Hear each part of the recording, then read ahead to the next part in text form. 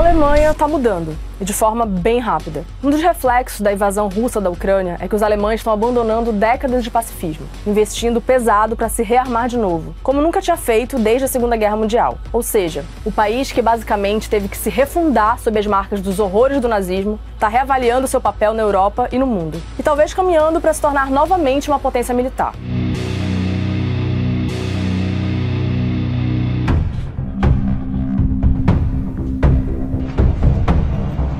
O dia 24 de fevereiro de 2022 foi histórico para a Europa e também para a Alemanha. Apenas 3 dias depois do início da invasão da Ucrânia, o chanceler federal alemão, Olaf Scholz, anunciou uma mudança sem precedente na política da Alemanha. 24. Februar 2022 markiert eine Zeitenwende in der Geschichte unseres Kontinents. Die Welt danach ist nicht mehr dieselbe wie die Welt davor.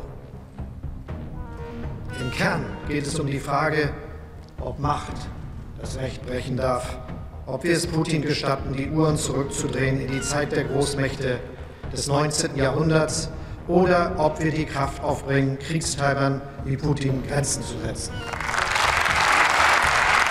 Das setzt eigene Stärke voraus. A mudança anunciada pelo Scholz se tornou, da noite para o dia, um novo pilar da política alemã. A Rússia abalou a ordem do pós-guerra na Europa, e a Alemanha considera que Moscou acabou de vez com a ideia de que o território europeu, que foi marcado por guerras sangrentas nos séculos passados, não seria mais usado para resolver disputas. Essa interpretação levou a Alemanha, por exemplo, a decidir enviar armas diretamente à Ucrânia, algo que rompeu com uma premissa da política alemã, presente desde a Segunda Guerra, de não enviar armamento diretamente para zonas de conflito. Mas a principal consequência dessa guinada política é o próprio rearmamento, ou seja, a ideia de que a Alemanha precisa ser forte militarmente, algo que o país vê como necessário para poder garantir sua própria defesa e também cumprir com as obrigações como membro da OTAN. Europa braucht uns jetzt. A proposta do Scholz foi aprovada no início de junho. Com isso, foi criado um fundo especial de 100 bilhões de euros, ou seja, mais de R$500 bilhão, para a modernização das Forças Armadas alemãs. A proposta precisou até de uma reforma constitucional, já que a despesa fora do orçamento habitual foi gigantesca.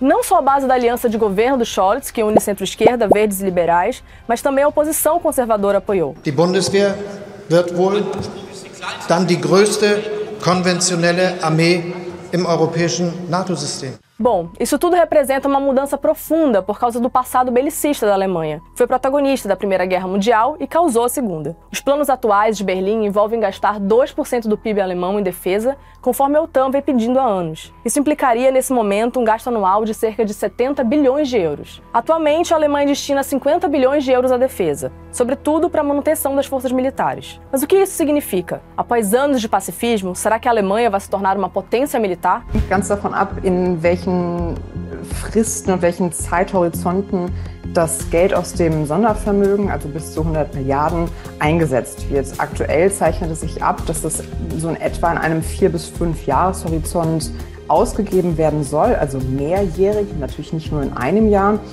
Aber das heißt trotzdem nicht, dass dann in 4 oder 5 Jahren Deutschland tatsächlich die stärkste und größte und einsatzkräftigste und fähigste und schlagkräftigste Streitkraft im konventionellen Bereich in Europa bereitstellen kann.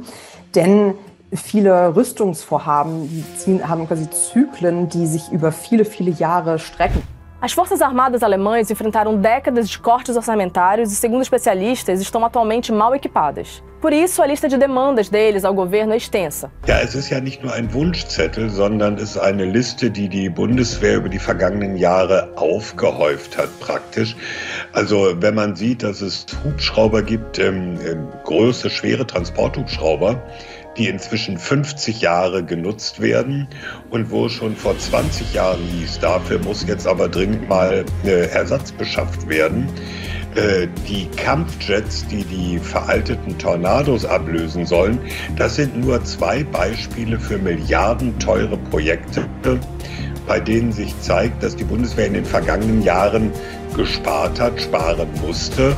Und das ist dann, wie so oft, auch in anderen Bereichen, wenn man an einer Stelle sehr lange spart, dann hat man sehr veraltetes Gerät und das zu erneuern auf einmal, das wird recht teuer.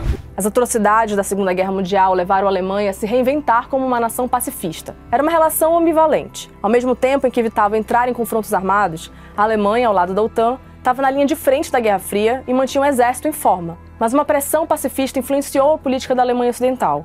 E com o colapso da União Soviética, os alemães passaram a ver os gastos militares como desnecessários. O exército alemão então se reorientou para destacamentos estrangeiros pontuais, como no Kosovo ou no Afeganistão, em vez da defesa nacional. É justamente isso que está mudando agora. Über viele Jahre, zum Teil Jahrzehnte, und das ist mittlerweile ja sehr weit bekannt, war auch vor vielen Jahren schon bekannt, wurden Einsparungen an der Bundeswehr vorgenommen, was zu einer geringeren Einsatzfähigkeit der Streitkräfte geführt hat, insbesondere im Bereich der Bündnis- und Landesverteidigung, weil über viele Jahre der Fokus der Bundeswehr auf internationales Krisenmanagement fokussiert war und weniger auf die Bündnis- und Landesverteidigung. Em 2011, o governo da Angela Merkel até aboliu o serviço militar obrigatório. Ela manteve uma rígida política de austeridade para as Forças Armadas e os militares se queixavam de passar dificuldades. Nas primeiras semanas após o início da invasão russa da Ucrânia, foi muito falado que na Alemanha os próprios soldados tinham que comprar itens básicos, como roupas íntimas para usar nos quartéis. Vamos dar uma olhada nos números para colocar em perspectiva a situação das forças alemãs. A Rússia, a segunda potência militar do mundo, tinha mais de 12 mil tanques de combate no início de 2022. Os Estados Unidos, a principal potência bélica do mundo, tinham mais de 6.600. A Alemanha, em comparação, tinha apenas 266. Mesmo países muito menores contam com mais tanques, como Cuba, que tem mais de 1.200 tanques de combate. É por isso que se estima que grande parte dos gastos de 100 bilhões de euros do Fundo Especial vai servir para simplesmente atualizar as Forças Armadas alemãs. A guinada histórica impulsionada pelo Scholz está redirecionando de fato os alicerces da política externa alemã. Mas a negligência no investimento na defesa está custando caro. E por isso, mesmo com os gastos extraordinários, é improvável que no curto prazo a gente veja a Alemanha como uma nova potência militar.